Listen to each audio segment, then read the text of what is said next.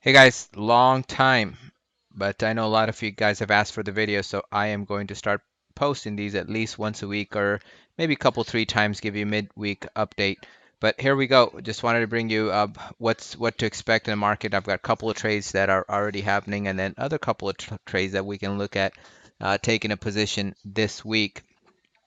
So let's start with the market. I mean, I'm a big fan of IWM. That's the Russell 2000, and I think that's so goes the Russell 2000, so goes the market. I don't think market can do much without the Russell. And that in mind, you can see what's happening here in the market. This right here, this little part right here, that really solidify the bull market, right?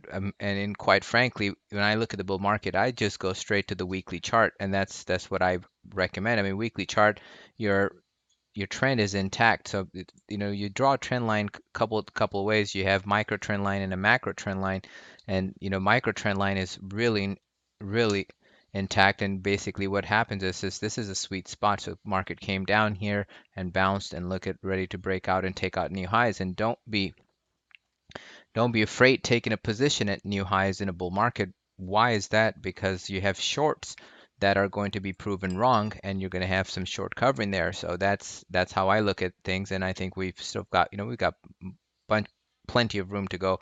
As I'm looking at the futures, and I'll show you the S&P futures. Futures are up already about what 7 points. S&P futures that equal to about 70 Dow points. And when you look at the S&P futures, S&P got bunch more to go here. And I look at the you look at the spiders here. Spiders got room to. Spiders just starting to move back up to 286. We're sitting at 278. But this higher low here off the 200 period moving average, and now the downtrend is officially over with this gap up.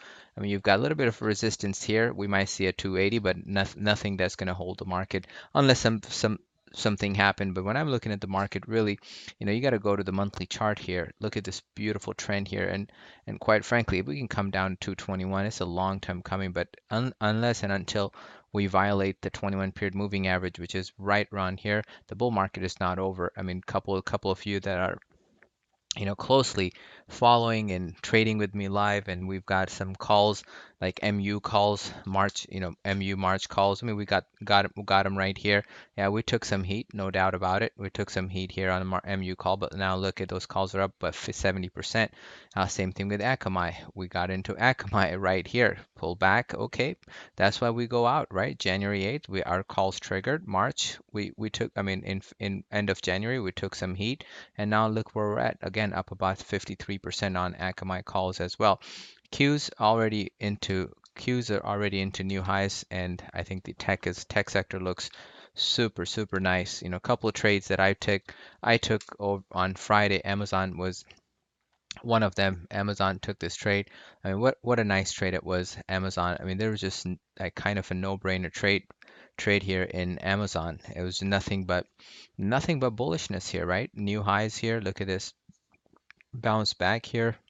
Higher low on the 21 period moving average. Play this as a 5 minutes opening range play, which was right up here. It was 64 by 60. So about a $4 stop here. And quite frankly, I mean, I put the take profits into 70s. I got out at 73. Really, I didn't hold for another $5 and then just call it a day. Had a really good day on Friday. Had a really good week. So the entire week was really good. And for me, it's about really waiting for a trade to set up. It's nothing. And I'll tell you this: the 1 minute high, 1 minute low, never ever going to be a good strategy. And it's in a long run. It's a guaranteed losing strategy. If you continue to trade that way, that's never ever going to work. Uh, I did take a loss on Friday, albeit very small, but I did have a UNFI. I thought it was gapped up over here and ran into some trouble. Took about a quarter of a position. I mean, it started off a small position and then took a loss here. Cat was my another trade on Friday. Caterpillar was super nice again right here, Caterpillar, and I took it right around 10:30. So I was waiting for the 10 o'clock reversal time here, and right here at 10:30, right up here, and I'll show you that right here, it's just basing at the highs here, Caterpillar. And all you got to do is just And look what's happening on the 15-minute chart, both chart.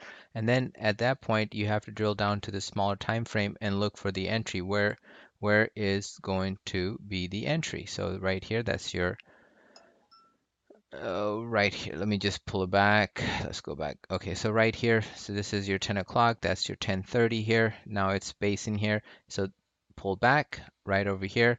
156.80 was the trigger here. 156.80 stop was right here, about 160, 156.20. It's about a 60-cent stop, and then it just went and gave us nice little profits here. Didn't, of course I didn't hold it up here. 60-cent stop. I'm looking for about 2 to 1. Took my targets, and that was the end of the day. So lots of good trades here last week. I really enjoyed. This was probably one of my favorite trades for the week. Akamai on Thursday, and I really want to talk about this trade on a 5 minutes. I'll show you exactly. And what I was looking for on Thursday was this, and I'll show you what I posted. Akamai. So that's me, and I posted and gave you the numbers way before it triggered. So right here, 10:23 a.m., 7:23 my time, ACAM looking to play long at 71.20. So you can take a look at what's happening here. So that's 10:23 right up here. So that's 10:23 looking to play 71.20. It triggers right here, 71.20. We can put a stop right here. Right down here. That's your real stop here, because at that point this is not a stop. Stop would have been right here. So this is a stop, and then boom. Look what happened. Actually, I added on this pullback, I added to this position. So this was really nice. Also in a swing trade as well in Akamai. So so let's take a look at what we got going on as far as this week. I started a new position in BABA via options trade. I tweeted that out. I put it out there for you guys if you guys are interested. So this was my position in BABA. I threw it out there. It was easily triggered. I got an entry at 525. I'm looking for $9 target and stop loss at $3 here on BABA. And it's a April 195 call. So Baba, again, with the market, I think Baba's starting to get back to starting to resume its uptrend, especially when you look at the weekly chart here. Weekly chart's looking really nice, and perhaps, looking for about 200 plus, maybe 210 as a target here on Baba. And the other position I took was PayPal, and PayPal was also one of my options trade here on PayPal. So what I'm looking into PayPal is I got the 82.5 call for April, and entry was $2. Target looking about $4, and stop would be $1. But PayPal much cleaner. But look at this thing starting to trend here really nice. So downtrend is over. I mean, we're going to go into this gap fill and perhaps continue this uptrend in PayPal. The couple other position that I'm super excited that I have orders out for Monday. AGIO, look at this weekly chart and look at the monthly chart on AGIO. AGIO could double. I mean, it's just starting. This is your stage 4 here. Look at this volume that came into this stage 4, albeit it's a monthly chart, but now you've got a rest bar, and above this, you're looking at 120. So AGO call is right now, it's about, I believe when I put it's the 8 May 90 calls for AGO is going for $3.75. So if we get to $105, which is just right around here, we can see about $15. So theoretical value could be $15. So that's what I'm looking at for AGIO. So this is one of my favorites going into next week, and that's what I'm gonna do. Uh, Also, I like this CLNS over this base. I mean, these things, I take them above the base, and as soon as they hit 20 period moving average, I'm usually out.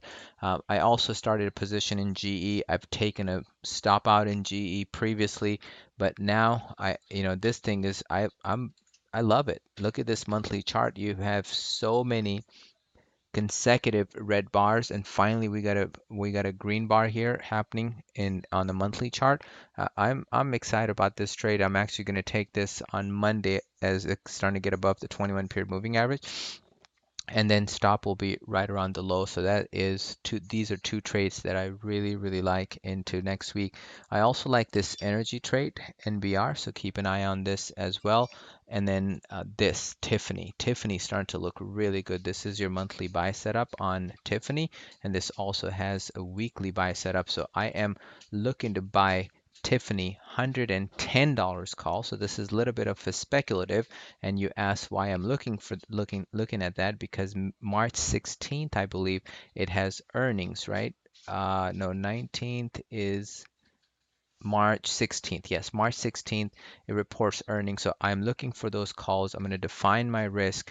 I might sell a, I might sell a strangle here. I don't know. I might buy or sell an upside call to kind of limit, but I'm definitely going to do something with Tiffany here. I'm looking to hold this into earnings. So, you can also do a put play here as well, or you can buy this call and sell some verticals. So, and then do a vertical play. So one way or the other, these two are the best. So, if you like the video, subscribe to the channel. I would appreciate it. Thanks and have a good week.